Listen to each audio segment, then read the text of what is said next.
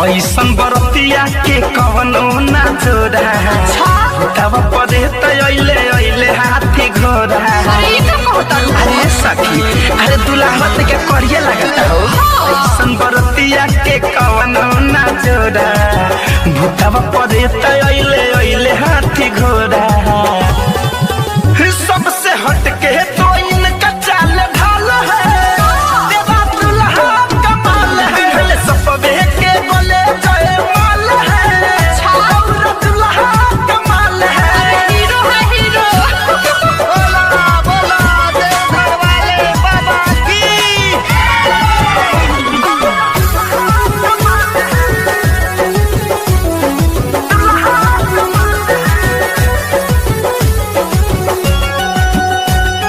Recording by KCP music ढाका।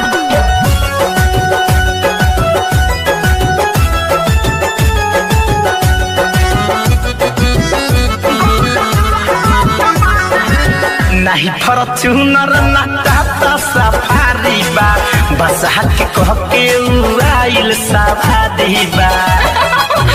पूरा पंजू से बका सखी नहीं फॉर्च्यूनर ना टाटा सफारी बा बस हक कह के आइल सवारी बा। पूरा बहुरही बका भसम भभूत पूरा देहिया लगवले माथे पे अपना चंदा सजवले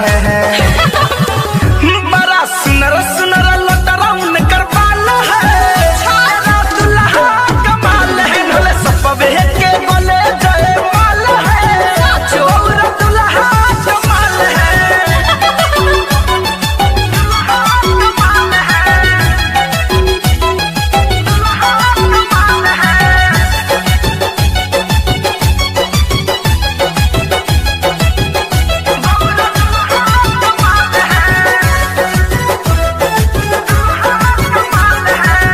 केहू के लागी नहीं उनका नजरिया हो दुल्हा तोहार लागे कजर से करिया हो।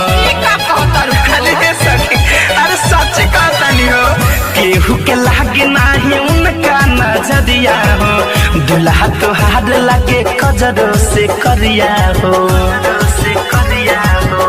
बड़ा निक लागे लाइन करे सताइल मन ही मन त करे